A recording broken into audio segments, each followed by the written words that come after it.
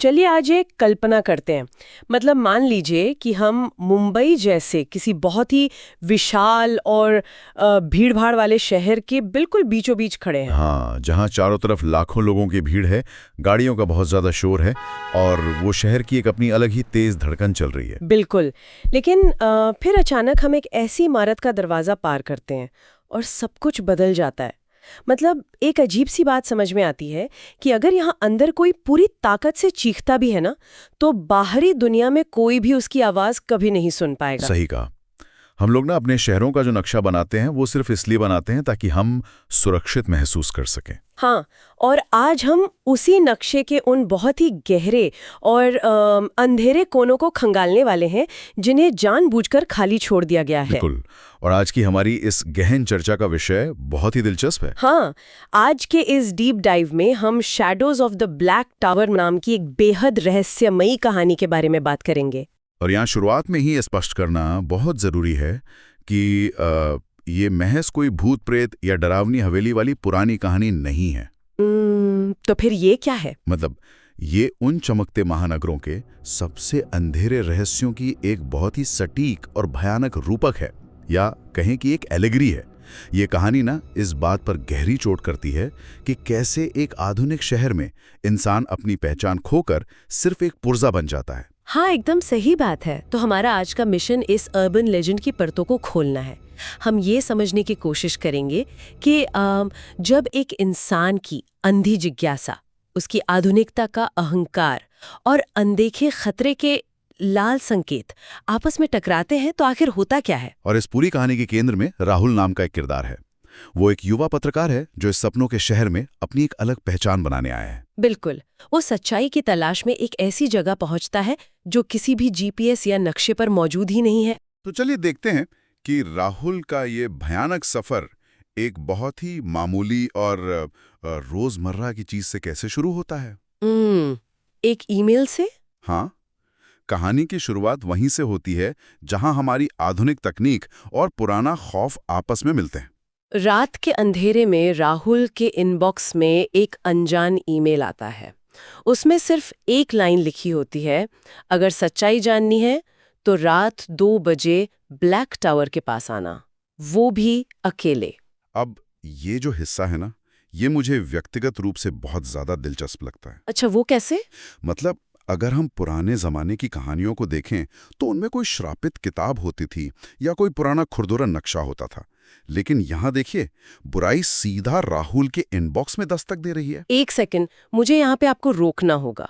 मतलब एक भूत ईमेल भेज रहा है, ये तो सुनते ही थोड़ा अजीब और काफी मजाकिया लगता है। हाँ, पहली बार सुनने में तो ऐसा ही लगता है। मेरा मतलब है, अगर मुझे ऐसा कोई भी अजीब ईमेल आए तो मैं उसे तुरंत स्पैम समझकर डिलीट कर दूंगी, या मुझे लगेगा कि ये नाइजीरिया के किसी राजकुमार का कोई नया ऑनलाइन घोटाला है। बिल्कुल, और ज्यादातर लोग यही करेंगे। तो क्या ये कहानी हमें ये बताने की कोशिश कर रही है कि आज के दौर के जो दानव हैं वो अब कब्रिस्तानों में नहीं रहते, बल्कि हमारे ईमेल इनबॉक्स में रहते हैं? ये सोचना बिल्कुल सही है, और राहुल भी शुरुआत में ठीक ऐसा ही सोचता है। वो इस ईमेल को देखकर हंसता है, लेकिन यही तो इस जाल की सबसे बड़ी खूबी है। जाल की खूबी मतलब क्या? मतलब ये बुराई अच्छे से जानती है कि आज के आधुनिक इंसान को किस चीज पर सबसे ज्यादा भरोसा है, और वो चीज है तकनीक। हाँ, हम तो अपने फोन के बिना एक पल नहीं रह सकते। एकदम सही। जब कोई बुराई एक डिजिटल माध्यम से आती है ना, तो हमारा दिमाग उसे एक अलौकिक खतरे के रूप में नहीं देखता, हम उसे एक तार्किक चुनौती या किसी मजाक के रूप में लेते हैं। ये तो बहुत ही गहरी बात कही आपने। और जब राहुल अपने घर के पास एक स्थानीय चाय वाले और एक बुजुर्ग इंसान से मजाक मजाक में उस ब्लैक टावर के बारे में पूछता है, तब असली मनोवैज्ञानिक खेल शुरू होता है। हाँ यार, और वहाँ जो प्रतिक्रिया उसे मिलती है ना, वो सच में रोंगटे खड़े कर देने वाली है। मतलब चाय वाले के हाथ अचानक कांपने लगते हैं और वो एकदम डरी हुई आवाज में कहता है कि उस जगह से दूर रहो। बिल्कुल। और वहीं पास बैठा एक बुजुर्ग इंसान राहुल के करीब आता है और धीरे से फुसफुसाता है, वहां जो जाता है वो वापस नहीं आता। मतलब ये कोई ऐसी हवा में उड़ने वाली अस्पष्ट अफवाहें नहीं थी? नहीं, बिल्कुल नहीं।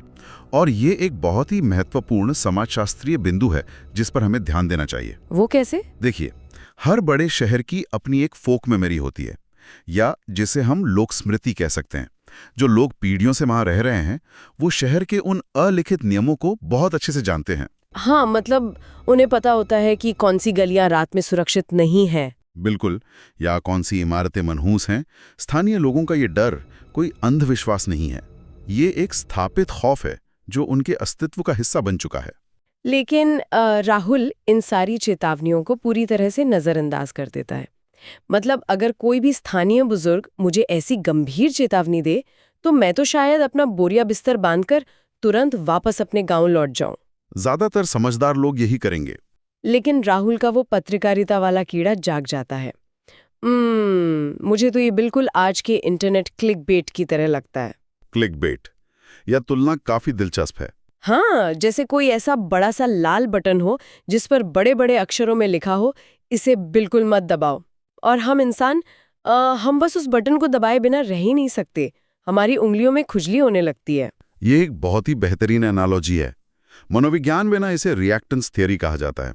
रिएक्टेंस थ्योरी थोड़ा आसान भाषा में समझाएंगे? हाँ, मतलब जब हमारी स्वतंत्रता पर कोई पाबंदी लगाई जाती है, खासकर जब हमें कोई स्पष्ट और तार्किक कारण नहीं बताया जाता, तो हम उस पाबंदी को तोड़ने के लिए बेचैन हो जाते हैं। अच्छा, तो राहुल का साथ भी यही हो रहा था? बिल्कुल। और राहुल के मामले में ये सिर्फ जिज्ञासा नहीं है, ये उसकी आधुनिकता का अहंकार भी है। उसे लगता है कि वो एक पढ़ा लिखा पत्रकार है, उसके पास तर्क है, उसका स्मार्टफोन है। हाँ, उसे लगता होगा कि ये चाय वाले और बुजुर्ग तो अनपढ़ या बहुत दकियानुसी ख्यालों वाले हैं। एकदम सही। ये इल्यूजन ऑफ कंट्रोल है, यानी नियंत्रण का भ्रम, जो हर शहरी इंसान में आज कूट-कूट के भरा होता है। उसे लगता है कि वो बस एक कहानी कवर करने जा रहा है और वो हमेशा एक सुरक्षित दर्शक ही रहेगा। और यही नियंत्रण का भ्रम उसे उस जगह खींच ले जाता है जहां से वापसी का कोई रास्ता ही नहीं है। बिल्कुल। इतनी चेतावनियों के बावजूद वो रात के 1:45 बजे अपनी बाइक निकालता है और जैसे जैसे वो शहर के बाहरी और सुनसान इलाकों की तरफ बढ़ता है, शहर की वो जो जानी पहचानी रोशनी है, वो शोरगुल है, वो धीरे धीरे गायब होने लगता है। और ये सफर ही अपने आप में काफी डरावना है। हाँ, आधी बुझी हुई स्ट्रीट लाइट्स के बीच से गुजरते हुए वो ठीक रात के 2 बजे उस जगह पहुंच जाता है और वो इमारत, वो ब्लैक टावर अपने आप में एक खौफनाक दृश्य है। बिल्कुल। मतलब पूरी तरह से काली इमारत जिसमें एक भी खिड़की नहीं है। अगर हम इसे वास्तुकला या आर्किटेक्चर के नजरिए से देखें तो एक बिना खिड़की वाली इमारत मानव मनोविज्ञान पर बहुत ही गहरा और नकारात्मक प्रभाव डालती है। सच में? इसका कोई खास नाम है क्या? हाँ, इसे हम क्रूरतावादी वास्तुकला या ब्रूटलिस्ट आर्किटेक्चर का एक चरम रूप कह सकते हैं। मतलब एक ऐसा शहर जो हमेशा कांच, रोशनी और खुलेपन का दिखावा करता है, उसके ठीक बीचों बीच एक काला ब्लैक टावर मौजूद है। बिल्कुल। ये इमारत कुछ भी बाहर नहीं जाने देती और ना ही किसी को अंदर झांकने देती है। ये कोई साधारण ढांचा नहीं है। मैं तो इसे एक वास्तुशिल्प का वीनस फ्लाई ट्रैप कहूंगी, जो बड़ी खामोशी से बस अपने शिकार के आने का इंतजार करता है। ये तुलना बहुत सटीक है। और फिर जैसे ही राहुल उस इमारत के सामने खड़ा होता है, उस सन्नाटे को चीरते हुए उसके फोन की घंटी बजती है।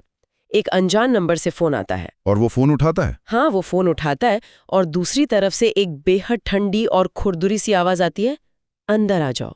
और फिर तुरंत कॉल कट जाती है। यही वो पल है जहां कहानी बहुत गहरी हो जाती है। यार, यहाँ कहानी मुझे वाकई बहुत हैरान कर देती है। मतलब एक बार फिर तकनीक का इतना खौफनाक इस्तेमाल। ये कोई वो पुरानी बॉलीवुड वाली हवेली नहीं है जहां एक भारी सा लकड़ी का दरवाजा चरमरा कर अपने आप खुलता है। हाँ, बिल्कुल। यहाँ तो वो शैतान या जो भी है वो इसे सीधे मोबाइल पर कॉल कर रहा है। और यही बात इस अर्बन लेजेंड को इतना ज्यादा प्रभावी और डरावना बनाती है। ये दिखाती है कि बुराई कोई पुराने जमाने में फंसी हुई या रुकी हुई चीज नहीं है, वो हमारे शहर के साथ साथ विकसित हुई है, मॉडर्न हो गई है। मतलब वो हमारे साथ अपग्रेड हो गई है। बिल्कुल। ये बुराई अच्छे से जानती है कि आधुनिक इंसान को कैसे अपने जाल में फंसाना है। जब राहुल दरवाजे की तरफ बढ़ता है तो आप एक चीज पे ध्यान दीजिए। किस चीज पर? दरवाजा उसे अपनी तरफ खींचता नहीं है, वो खुद अपनी मर्जी से अपने पैरों पर चलकर अंदर कदम रखता है। फोन कॉल ने तो सिर्फ एक निमंत्रण दिया था, चुनाव पूरी तरह से राहुल का अपना था। बाप रे। लेकिन अंदर घुसते ही जो होता है वो किसी भी बहुत ही बुरे सपने से बदतर है। बिल्कुल। अंदर एक बहुत ही अजीब सा अंधेरा है, लेकिन फिर भी राहुल को सब कुछ एकदम स्पष्ट रूप से दिखाई दे रहा है। उसे दीवारों पर खून के बहुत पुराने निशान दिखते हैं। और तभी, हाँ, और इससे पहले कि वो कुछ भी समझ पाए, धड़ाम, पीछे से वो भारी लोहे का दरवाजा बहुत जोर से बंद होता है। और राहुल को पलट कर देखता है। हाँ, वो पलटता है, लेकिन दरवाजा वहां है ही नहीं। मतलब वो पूरी तरह से गायब हो चुका है। अब वहां सिर्फ और सिर्फ एक ठोस और ठंडी दीवार है। ये सच में कंपा देने वाला है। यार, ये मुझे किसी ऐसे एस्केप रूम की तरह लगता है जिसे जीतने का कोई तरीका ही नहीं बनाया गया है। मतलब खेल शुरू होने से पहले ही आप हार चुके हैं। अगर आप इस पे गहराई से सोचें तो ये एक बहुत ही भयानक तरह का अकेलापन है। इसे आप पूर्ण एकांत या एब्सोल्यूट आइसोलेशन कह सकते हैं। Absolute isolation. हाँ, उस दीवार के ठीक बाहर एक विशाल धड़कता हुआ महानगर है जिसमें करोड़ों लोग सांस ले रहे हैं, लेकिन अंदर राहुल इस पूरी बाहरी दुनिया से पूरी तरह कट चुका है। बिल्कुल, वो एकदम अकेला है। दरवाजे का इस तरह से अचानक गायब होना पॉइंट ऑफ नो रिटर्न को बहुत ही भौतिक रूप से स्थापित कर देता है। मतलब बाहरी दुनिया के जो भौतिकी या फिजिक्स के नियम हैं, समय के नियम हैं, वो अब यहाँ अंदर लागू नहीं होते। हाँ, वो शहर के बीचों बीच होते हुए भी मानो किसी एक अलग ही आयाम या डायमेंशन में चला गया है। सही कहा।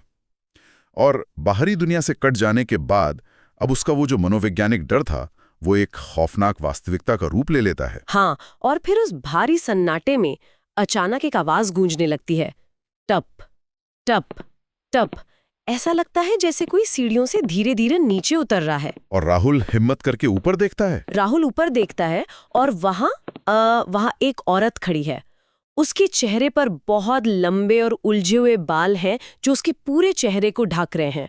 उसने खून से सनी हुई एक सफेद रंग की साड़ी पहनी है। और सबसे डरावनी चीज उसकी आंखें हैं। हाँ यार, जब वो अपना चेहरा ऊपर करती है ना, तो उसकी आंखें पूरी तरह से काली हैं। मतलब उनमें कोई पुतली ही नहीं है, बस एक अथाह और गहरा अंधेरा है। लेकिन यहाँ आप इतनी खौफनाक स्थिति में भी राहुल की प्रतिक्रिया देखिए। वो चीख कर भागता नहीं है। हाँ, वो वहीं खड़ा रहता है। वो उस औरत से सीधे पूछता है कि कौन हो तुम, और फिर कहता है कि मुझे सच्चाई जाननी है। बाप रे, इतनी हिम्मत! ये हिम्मत नहीं है, ये दर्शाता है कि उसका वो जो पत्रकारिता वाला अहंकार है वो अब भी पूरी तरह से टूटा नहीं है। उसे अब भी कहीं ना कहीं लगता है कि वो इस घटना का रिपोर्टर है, वो इसका शिकार नहीं है। लेकिन वो औरत जो जवाब देती है ना, वो उसके उस बचे खुचे अहंकार को भी चकनाचूर कर देता है। बिल्कुल। वो औरत एक भयानक और गूंजती हुई हंसी के साथ कहती है, सच्चाई? यहाँ जो भी आता है वो सच्चाई जानकर कभी जिंदा वापस नहीं जाता। और ये लाइन बहुत कुछ कह जाती है। तो क्या ये अपने आप में एक बहुत गहरा विरोधाभास नहीं है? मतलब राहुल जिस सच्चाई को दुनिया के सामने लाना चाहता था, वही सच्चाई असल में उसे ही खत्म करने वाली है। बिल्कुल सही। और अगर हम इसे और भी बड़े परिप्रेक्ष्य में देखें तो ये दृश्य सिर्फ एक भूत और एक इंसान के आमने सामने खड़े होने का नहीं है। तो फिर क्या है? जब वो औरत हंसती है तो राहुल को अचानक दीवारों के अंदर से अजीब सी फुसफुसाहटें सुनाई देने लगती हैं। आवाजें आती हैं, भागो, ये जगह तुम्हें खा जाएगी। हाँ, और फिर जो होता है वो इस कहानी का सबसे प्रतीकात्मक हिस्सा है। एकदम। दीवारों से सैकड़ों हाथ बाहर निकलने लगते हैं जो राहुल को बस पकड़ने की कोशिश कर रहे हैं। ये कोई आम डरावने साए तो बिल्कुल नहीं लग रहे थे। नहीं, ये कोई आम साए नहीं है। तो एक सेकंड, ये हाथ और ये आवाजें आखिर हैं क्या? क्या ये उसी सच्चाई का हिस्सा है जिसे राहुल इतनी शिद्दत से खोज रहा था? या फिर क्या ये कोई भटकती हुई रूहें हैं? देखिए, ये वो लोग हैं जो राहुल से पहले वहां आए थे, जो अपने अपने सच की तलाश में या अपनी बड़ी बड़ी महत्वाकांक्षाओं के पीछे भागते हुए उस ब्लैक टॉवर का शिकार हो गए। अच्छा, तो ये पिछले शिकार हैं। हाँ, ये हाथ इस बात का सीधा प्रमाण है कि ये इमारत सिर्फ लोगों की हत्या नहीं करती, ये उन्हें पूरी तरह सोख लेती है, ये उन्हें एसिमुलेट कर लेती है। एसिमुलेट कर लेती है, मतलब वो इमारत का हिस्सा बन जाते हैं। बिल्कुल। वे बेचारे लोग अब उस टावर की दीवारें बन चुके हैं, उसका एक ढांचा बन चुके हैं। ये एक बहुत ही शक्तिशाली रूपक है। किस चीज का रूपक? ये दिखाता है कि कैसे एक बड़ा और निर्दयी शहर बाहर से आए महत्वाकांक्षी लोगों को निगल जाता है, उनकी सारी ऊर्जा चूस लेता है और उन्हें उसी सिस्टम की ईंट और गारा बना देता है जिससे वे लड़ना चाहते थे या जिसे वे जीतना चाहते थे। बाप रे, ये विचारे अपने आप में बहुत डरावना है कि कोई सच्चाई इतनी भयानक हो सकती है कि वो इंसान को अंदर से खोखला कर दे और उसे उसी अंधेरे का हिस्सा बना दे जिससे वो भाग रहा था। यही इस शहर का सबसे बड़ा सच है। खैर, कहानी में राहुल उन सैकड़ों हाथों से बचकर तेजी से भागता है और उस औरत की हंसी लगातार उसके पीछे गूंज रही है, तुम नहीं बच सकते। वो बेतहाशा भाग रहा है, हाँ, भागते हुए वो एक छोटे से कमरे में घुसता है और खुद को झटके से अंदर बंद कर लेता है। वो जमीन पर गिर पड़ता है, बहुत जोर जोर से हाँफ रहा है। और उसे लगता है कि वो बच गया। हाँ, एक पल के लिए उसे ऐसा ही लगता है कि शायद उसने खुद को बचा लिया है या शायद यहाँ से बाहर निकलने का कोई खुफिया दरवाजा हो। लेकिन यहाँ इस कहानी की सबसे बड़ी विडंबना देखिए। भागने की उसकी ये जो बेतहाशा कोशिश थी, वो उसे उस इमारत के सबसे खतरनाक और सबसे अंतिम जाल में ले आई है। हाँ यार, वो उस कमरे में जैसे तैसे खड़ा होता है और देखता है कि सामने एक बहुत बड़ा और पुराना सा आईना रखा हुआ है। और वो आईने में देखता है। बिल्कुल, लेकिन जब वो उस आईने में देखता है ना, तो वहां उसका अपना खुद का अक्स या प्रतिबिंब नहीं है। तो वहां क्या है? आईने के अंदर एक ऐसा आदमी खड़ा है जिसका चेहरा पूरी तरह से जला हुआ है और उसकी आंखें भी उस औरत की तरह एकदम काली हैं। ये दृश्य सच में डरावना है। और वो जला हुआ आदमी आईने के अंदर से राहुल को घूरते हुए बहुत शांत आवाज में कहता है, तुम्हारी जगह अब मेरी है। मुझे लगता है कि ये इस पूरी कहानी का सबसे शक्तिशाली और झकझोर देने वाला क्षण है। हाँ, बिल्कुल। राहुल का पूरा शरीर अचानक सुन्न पड़ जाता है। उसकी आवाज उसके गले में ही जैसे घुटने लगता है। वो उस आईने के अंदर खिंचने लगता है और वो खुद ही वो जला हुआ आदमी बन जाता है। मतलब जो असली राहुल था वो गायब हो गया। हाँ, असली राहुल हमेशा के लिए गायब हो चुका है। देखिए, यहाँ सबसे बड़ा डर मौत का नहीं है। मौत तो बस एक बार होती है और सब कुछ खत्म हो जाता है। तो फिर असली खौफ क्या है? यहाँ असली खौफ है अपनी पहचान का, अपनी आइडेंटिटी का पूरी तरह से छिन जाना। मैं तो बस यही सोच रही हूँ कि अगर वो जला हुआ आईने वाला दानव राहुल की जिंदगी और उसकी पहचान ले रहा है, तो क्या वो मुंबई का वो भारी भरकम मकान का किराया देने के लिए भी तैयार है? क्योंकि इस शहर में इंसान की पहचान से ज्यादा जरूरी तो मकान का किराया टाइम पर देना है। हाँ, सच में शायद उस दानव को भी बहुत जल्दी ये बात समझ आ जाएगी कि इस शहर में एक आम इंसान की जिंदगी जीना कितना मुश्किल काम है। बिल्कुल। लेकिन खैर, मजाक से हटकर अगर देखें तो ये हमें बड़े शहरों की उस बहुत ही ठंडी और निष्ठुर वास्तविकता की याद दिलाता है। कैसी वास्तविकता? एक महानगर में ना किसी भी व्यक्ति की अपनी कोई अनूठी या अलग पहचान नहीं रह जाती। अगर कोई एक इंसान अचानक से गायब भी हो जाता है तो ये शहर उसके लिए रुकता नहीं है। हाँ, शहर तो बस चलता रहता है। सिस्टम बिना किसी रुकावट के तुरंत किसी और को उसकी जगह पर फिट कर देता है। अभी समझ लीजिए कि ब्लैक टॉवर एक ऐसा परजीवी है, एक पैरासाइट है जो कभी नहीं मरता। पैरासाइट। हाँ, वो लगातार नए नए लोगों को निगलता रहता है और अपने अंदर के दानवों को उनकी जगह लेने के लिए समाज में बाहर भेजता रहता है। ये तो बिल्कुल किसी कॉर्पोरेट मशीन या किसी शहरी चक्की की तरह है जहां हर एक व्यक्ति पूरी तरह से रिप्लेसेबल है। मतलब एक के जाने से इस मशीन का कोई भी पहिया रुकता नहीं है। बिल्कुल सही कहा आपने। तो इसका मतलब आईना यहाँ सिर्फ कोई जादुई वस्तु नहीं है, बल्कि ये एक तरह का पोर्टल है। हाँ, एक पोर्टल। एक ऐसा दरवाजा जहां से शहर के ये जो अंधेरे दानव हैं वो आम इंसानों की जगह ले रहे हैं। राहुल की जिंदगी, उसका शरीर, उसका नाम, उसका बैंक अकाउंट, सब कुछ उस जले हुए चेहरे वाले आदमी ने अब चुरा लिया है। एकदम। और इसका सबसे भयानक सबूत हमें इस कहानी के बिल्कुल अंत में अगली सुबह देखने को मिलता है। हाँ, अगली सुबह जब शहर की जिंदगी बिल्कुल नॉर्मल तरीके से चल रही है। बिल्कुल, लोकल ट्रेनें हमेशा की तरह खचाखच भरी हुई है, लोग अपने दफ्तर के लिए भाग रहे हैं और ट्रैफिक का वही रोज वाला शोरगुल है। और अखबार में बस एक छोटी सी खबर आती है कि एक युवा पत्रकार लापता है, जिसे आखिरी बार शहर के बाहरी इलाके में देखा गया था। लेकिन क्या शहर एक सेकंड के लिए भी रुकता है? नहीं, बिल्कुल नहीं। किसी को कोई परवाह नहीं है। राहुल का वो जो गायब होना है वो बस अखबार की एक और गुमनाम सी हेडलाइन बनकर रह जाता है। और फिर से रात होती है। हाँ, शहर में फिर से अंधेरा छाता है और एक नया ईमेल इंटरनेट के तारों से गुजरता हुआ किसी और के इनबॉक्स में पहुंचता है, जिसमें लिखा है, अगर सच्चाई जाननी है तो रात 2 बजे ब्लैक टावर के पास आना। मतलब ये चक्र फिर से शुरू हो गया है। एक नया शिकार चुना जा चुका है। यही वो न खत्म होने वाला भयानक चक्र है। ब्लैक टावर को जिंदा रहने के लिए हमेशा नए शिकार चाहिए होते हैं। और शिकार हमेशा मिलते रहेंगे। बिल्कुल, हमेशा कोई ना कोई नया राहुल इस शहर में आएगा जिसकी महत्वाकांक्षा और जिज्ञासा उसके अपने डर से कहीं ज्यादा बड़ी होगी। कोई ना कोई ऐसा जरूर होगा जो उस मत दबाओ वाले लाल बटन को अपने अहंकार में आकर दबाएगा ही दबाएगा। हाँ, इंसान की फितरत ही ऐसी है। ये कहानी हमें साफ साफ दिखाती है कि शहर का ये जो परजीवी है वो कितनी खामोशी से और कितनी कुशलता से अपना काम रोज कर रहा है। तो इस पूरी चर्चा को समेटते हुए ये बात बिल्कुल शीशे की तरह साफ हो जाती है कि shadows of the black tower सिर्फ भूतों, चुड़ैलों या गायब होते हुए दरवाजों की कोई आम कहानी नहीं है। बिल्कुल नहीं, ये उससे कहीं ज्यादा गहरी हैं। हाँ, ये काफी परेशान करने वाली कहानी है। ये इंसानी जिज्ञासा की उन खतरनाक सीमाओं को दर्शाती हैं जहां हम बिना कुछ सोचे समझे बस कदम रख देते हैं। और हम पलट कर नहीं देखते हैं। और उससे भी ज्यादा ये हमारे आधुनिक शहरों के उस ठंडेपन को, उस भयानक अलगाव को दिखाती है जहां लाखों लोगों की भीड़ के बीच एक इंसान रातों रात गायब हो सकता है। और उसकी जगह तुरंत कोई और ले सकता है। हाँ, और ये शहर अपनी उसी अंधी रफ्तार से बस दौड़ता रहता है, बिना एक पल रुके, बिना एक भी आंसू बहाए। ये कहानी ना हमारी उस झूठी सुरक्षा की भावना पर एक बहुत बड़ा प्रहार करती है।